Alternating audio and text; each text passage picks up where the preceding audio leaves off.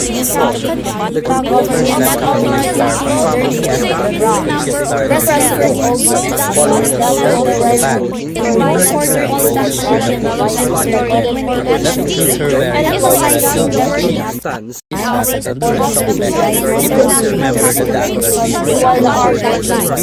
the president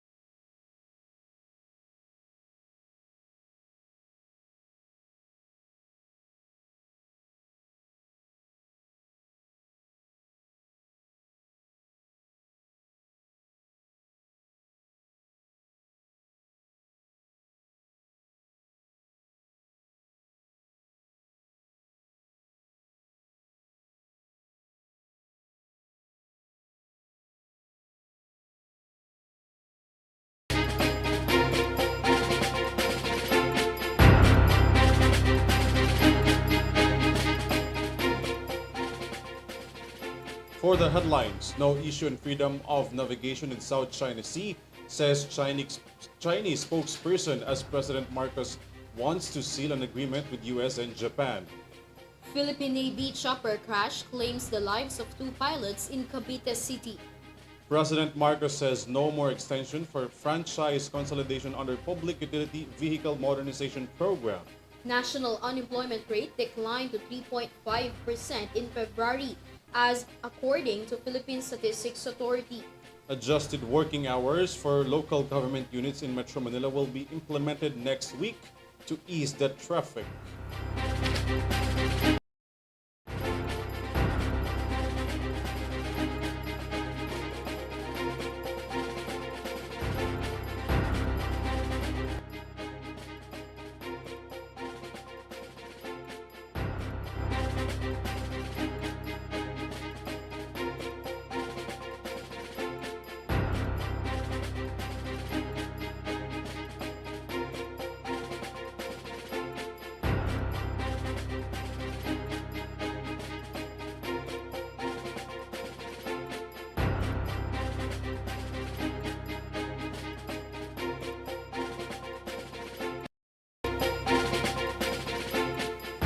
Good evening. Bringing the latest news for tonight, I am Alvin Palabello. And I am Crisa Lopez. This is Eurotv News Thread.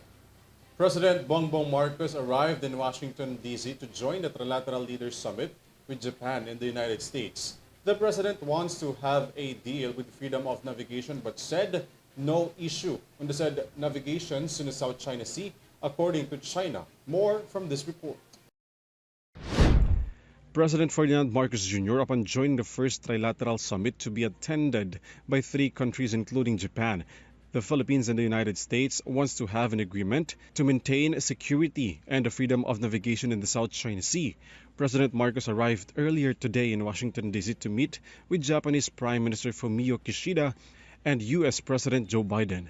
Marcos' statement followed the successful multilateral maritime cooperative activity in the West Philippine Sea, where People's Liberation Army of China also showed their naval force in the South China Sea. Well, this is essentially an agreement between the United States, Japan, and the Philippines on cooperation in terms of maintaining security and freedom of navigation in the South China Sea. And that is the essence of it. There's no reason to overreact to this.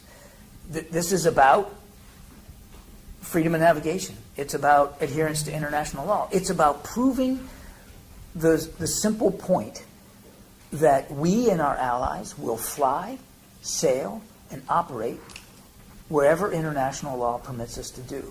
And it does in the South China Sea, and we did. And I think you can look forward to additional opportunities for us to conduct those kinds of maritime patrol. China's Foreign Ministry spokesperson replied that there is no issue with regards to the freedom of navigation in the South China Sea.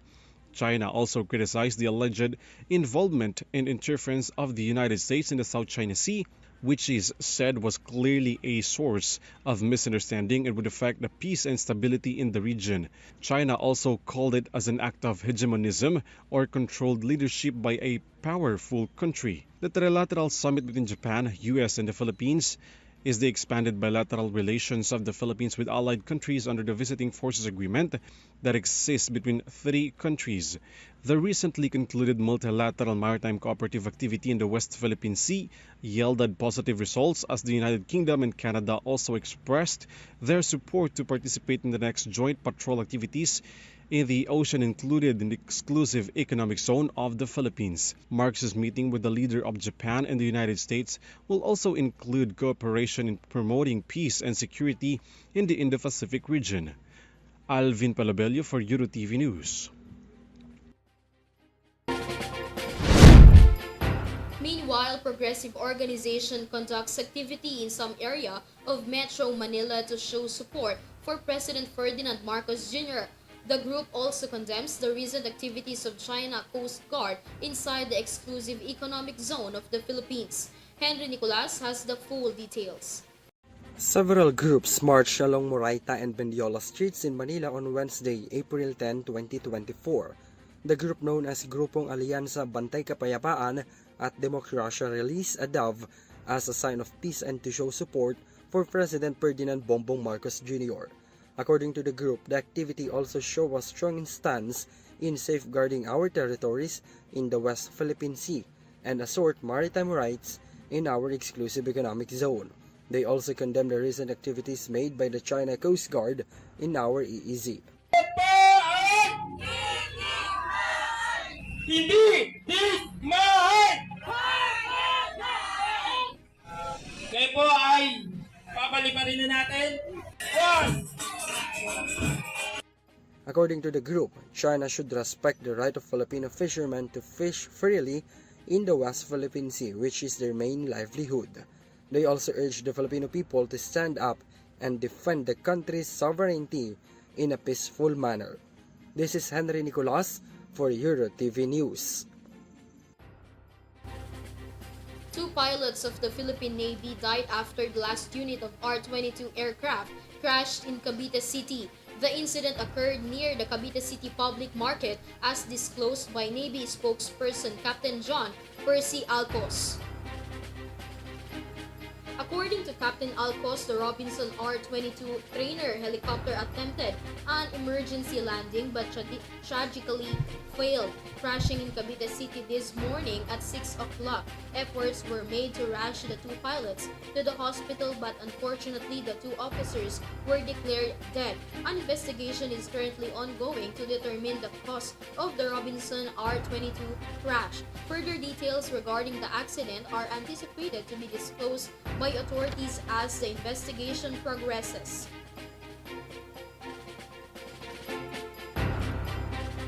Following last week's fire in Sharjah, United Arab Emirates, the Migrant Workers Department are now working for the repatriations of the remains of the OFW who died in the said incident and assure that the assistance will be given to the family of the bereaved. Details in this report. The Migrant Workers Department has assured assistance for the bereaved families of OFW or Overseas Filipino worker who died due to the fire that hit the 39-story residential building in Sharjah, United Arab Emirates. The MW officer in charge, Hans Leo Kakdak, also extended his condolences to the bereaved husband and the relatives of the deceased OFW, along with the promise to support their families.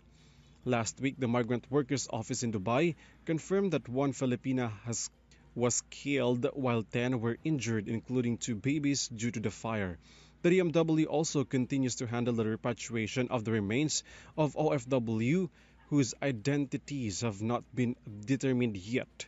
Meanwhile, the DMW also confirmed that 2 OFWs were among those injured due to the fire in Hong Kong. Both OFWs have been assisted, treated, and are said to be in good condition. A 16-story residential building caught fire in Hong Kong where 2 Filipinos were among those trapped. The government continues to assist the victims.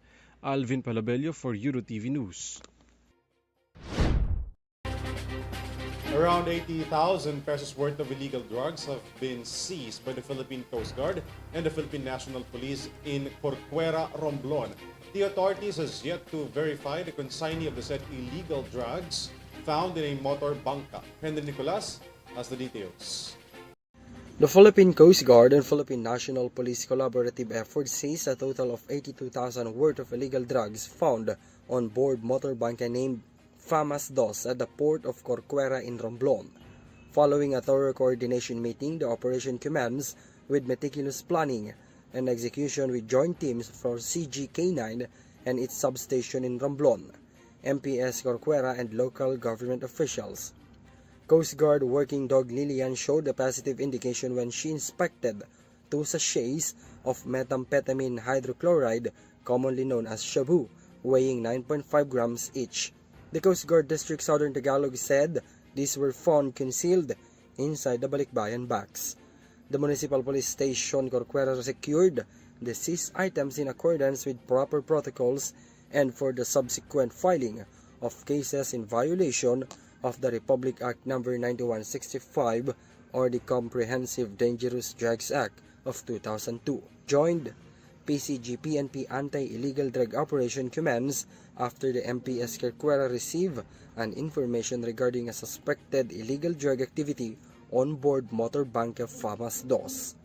This is Henry Nicolas for Eurotv News. We'll be taking a very short break. Don't get away as Eurotv News Red returns. Man, ang init. Umuulan na naman. Opisyal nang kinumpirma ang pagtama ng El Nino sa Pilipinas. Ang El Nino ay maaaring magdulot ng biglang buhos ng ulan na susundan ng matinding sikat ng araw. Pangunahing dahilan nito sa pagsulpot ng iba't ibang karamdaman. Tandaan, ang kahandaan ay nagsisimula sa taong may alam. Mas protektado ang pamilya kung tayo ay handa at listo.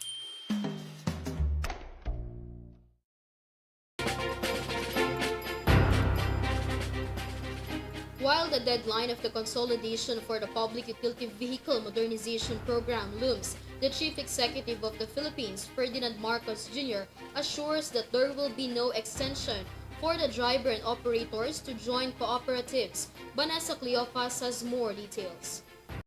This month marks the anticipated deadline for the consolidation of traditional jeepneys in the country as part of the government's Public Utility Modernization Program. President Ferdinand Marcos Jr. assured that there would be no further extension beyond April 30, 2024, emphasizing that enough time has been given to drivers and operators to consolidate and join cooperatives. The President underscored the need to implement the modernization program for the advancement of transportation in the country. Sa kahuli-hulihan ay asahan ninyo, wala na pong extension yung modernization. Kailangan na natin yan. Kailangan na natin yan. Ayusin. Titiyakin lang natin, ang tinitiyak lang namin na hindi mapabigat pa ang babayaran at iutang ng driver operator. Kaya ginagawa nating maayos at ginagawa nating well-organized yung sistema na yan. Under the PUVMP, the illegal operation of vehicles without permits will be addressed with the assistance of the Department of the Interior and Local Government or DILG. It is worth noting that President Ferdinand Marcos initially approved the extension of consolidation in December 2023, along with the suggestion from Transportation Secretary Jaime Bautista for a 3-month extension from January to April of the current year. Meanwhile, the Land Transportation Franchising and Regulatory Board or LTFRB reported that over 190,000 public utility vehicles including UV Express, PUJs, minibuses and buses have already consolidated. The PUVMP aims to transform the public transportation system in the Philippines through the introduction of new vehicles, With just a few days left before the consolidation deadline, the Office of Transportation Cooperative announced that their offices would be open until Saturday for those who still wish to comply. On the other hand, some PUVs group have announced plans for a widespread transport strike from April 15 to April 30, 2024. This is Vanessa CLEOFAS for Eurotv News. Use of sirens, blinkers, and other similar devices, even for the government officials, are now prohibited, says President Bongbong Marcos Jr. Catherine Landicho reports. President Ferdinand Bongbong Marcos Jr. prohibits the use of signaling and flashing devices of unauthorized people on the road. The president also emphasized that unauthorized and improper use of signaling or flashing devices by government officials and employees will be dealt with in accordance with legal standards, rules, and regulations. Meanwhile, the Armed Forces of the Philippines or AFP, National Bureau of Investigation or NBI, Philippine National Police or PNP, fire truck, hospital ambulances, and other emergency vehicles are exempted from the said order. We're reminding all government officials that the use of sirens, dome lights, blinkers, and other similar equipment must be under exigent or emergency circumstances or situation or to ensure the appropriate and safe passage of emergency. This is Catherine Landicho for Eurotv News. As Marcos' administration remains firm in creating more jobs, through investing, the Philippine Statistics Authority reports a lower unemployment rate in the Philippines in February 2024. According to Statistics Agency, the unemployment level drops to 3.5% from 4.5% in January 2024. Let's get into the details of this report. The number of unemployed Filipinos in the Philippines decreased in the month of February based on the preliminary results of the labor force survey by the Philippine Statistics Authority. Based on PSA data from 4.5% unemployment rate in January, the unemployment rate dropped to 3.5% in February. Data shows that 1.80 million Filipinos are unemployed, lower than the data recorded in January, which was 2.15 million. On the other hand, a 96.5% employment rate was recorded in the country, higher compared to the employment rate in January of 95.5%. According to the agency's data, at least 3.01 million Filipinos had jobs and businesses in the month of February. Moreover, the underemployment rate data in the Philippines had a slight drop to 12.4% from 13.9% in January. PSA Undersecretary Claire Dennis Mapa claims that one of the reasons the agency observed that caused the increase in employment was the harvest season in the agriculture sector. Nagkaroon tayo ng planting season, harvesting, kaya nagkaroon tayo ng mga employment opportunity. So ito yung dalawa. So if you say may seasonality, retail trade ay nag-timing doon opening classes in colleges and universities.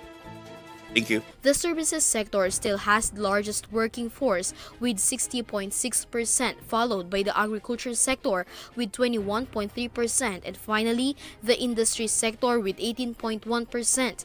In year-on-year comparison, construction, transportation, and storage, administrative and support service activities, manufacturing, and accommodation and food service activities are the 5 sectors with the largest increase in the employment rate. There is a large decrease in the number of unemployed Filipinos in the agriculture and forestry sectors. Fishing and aquaculture, public administration and defense, compulsory social security, information and communication, and wholesale and retail trade, repair of motor vehicles and motorcycles. Following the reported PSA data, the National Economic and Development Authority or NEDA released a statement saying that the Marcos administration's priority is still the creation of more jobs for Filipinos. This is Criza Lopez for Eurotv News. Aside from developing and creating more jobs in neighboring provinces to decongest the traffic in Metro Manila, the Manila Development Authority suggests unadjusted working hours in the National Capital Region, saying there are more than 645,000 workers in the metro. Vanessa, CLEOFAS tells us more. The Philippine government continue to strive a solution to address the worsening traffic on major roads in Metro Manila due to the increasing number of vehicles, so that one of the measures considered by the Metropolitan Manila Development Authority or MMDA is to adjust the working hours of employees in the National Capital Region as well as some other guidelines. At a recent town hall meeting attended by President Ferdinand Marcos Jr. and the mayors of the National Capital Region, Metropolitan Manila Development Authority Chairman Romando Artes announced the earlier start and end times for employees in the NCR. Starting next week, the previous 8 a.m. to 5 p.m. work hours per LGU employees in Metro Manila will be changed to 7 a.m. to 4 p.m. as per MMDA Resolution Number 2008 Series of 2024, agreed upon by all Metro mayors. The ongoing heavy traffic on the road needs immediate solution for commuters.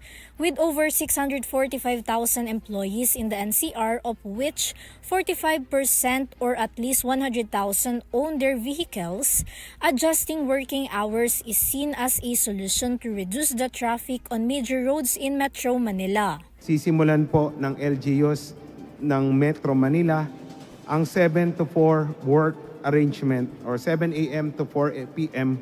work arrangement dahil ito po ay naipasa na sa Metro Manila Council para hindi na po mapasabay sa rush hour traffic ang mga empleyado ng gobyerno. Ganon din po yung halos 500,000 na nagko-commute na empleyado ng pamahalaan ay makakasakay sa pampublikong transportasyon at hindi na makakaagaw ng pribadong sektor. According to MMDA Chairman Romando Artes, this adjustment will prevent employees in rush hour. MMDA also clarified that employees from other areas whose offices are located in the NCR are also covered by this adjustment. Additionally, to alleviate traffic congestion on Metro Manila roads, the use of e-bikes, e-tricycles, and kuliglig on major roads will be prohibited, with violators facing fines of 2,500 pesos and possible impoundment.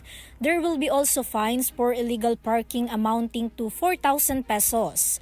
The MMDA and Metro mayors are also considering the establishment of exclusive motorcycle lanes on Commonwealth Avenue and other major roads and streets in the NCR. The MMDA encouraged other local government outside the NCR to adopt similar measures to reduce traffic congestion nationwide. The working hours adjustment will apply to the 17 LGUs in the National Capital Region. This is Vanessa, CLEOFAS for Eurotv News. The Philippine Atmospheric Geophysical and Astronomical Services Administration has issued a warning to Filipinos as they anticipate extreme heat conditions this Thursday attributed to the prevalence of easterlies in the Philippines. According to Pag-asa, there have been no observed weather disturbances or tropical cyclones within the Philippine area of responsibility in other parts of the Pacific Ocean. In some areas of the country, temperatures reach over 36 degrees in the Tuguegarao area and 34 degrees in Metro Manila, Lawag City, the Calayan Islands, and Davao. Meanwhile, 44 degrees were recorded in Dagupan City and Pangasinan.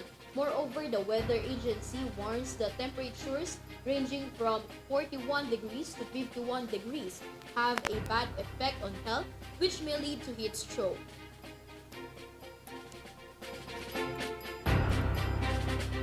The Vatican released a new declaration titled Dignitas Infinita, reaffirming the dignity of human life and condemning practices like surrogacy and gender theory. The document issued by the Dicastery for the Doctrine of the Faith labels surrogacy as a universal crime and emphasizes the exploitation of women and children, stating that every human life cannot become an object of commodity, Italy's right-wing government has proposed legislation to criminalize surrogacy, potentially prosecuting gay couples bringing children from surrogate mothers into the country. Additionally, the document condemns violence and discrimination against women, including coercive abortions and polygamy, labeling them as global scandals that deny dignity. The Vatican's declaration underscores its stance of protecting human dignity, advocating for a world where every individual is respected and valued.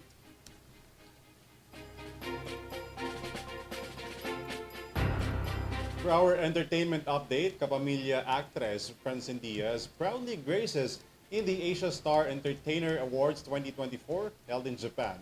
Sam Martos tells us the details.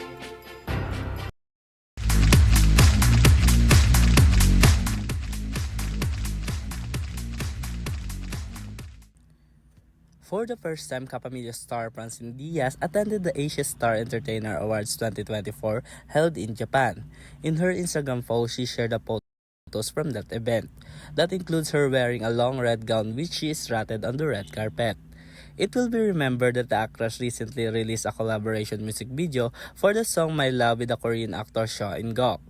Meanwhile, the actress quickly trended online due to her unintentional mispronunciation of the name of Korean boy group Tomorrow by Together or TXT, where netizens also called her a multiplication queen. ASEA Global K-pop leader winner is Tomorrow Times Together!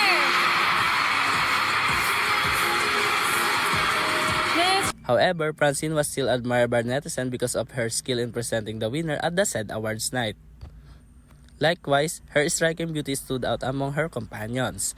The actress already apologized to the public. First of all, ito seryoso po I am very sorry for that very big mistake. Pagpasensyahan niyo na po ako dahil hindi na po ako ganun ka-updated sa mga nangyayari ngayon sa K-pop world. Alam niyo naman po ako, 2 grupo lang sinastan ko. But now, alam ko na-educate na po ako. Tomorrow by Together. This is Sam Martos for Eurotv Showbiz News. And that's the latest news for tonight. You may visit yourtvph.com for more news and information.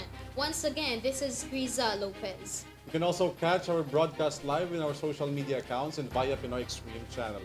I'm Alvin Palabello. This is your TV News Thread. Stay safe and have a good night, everyone.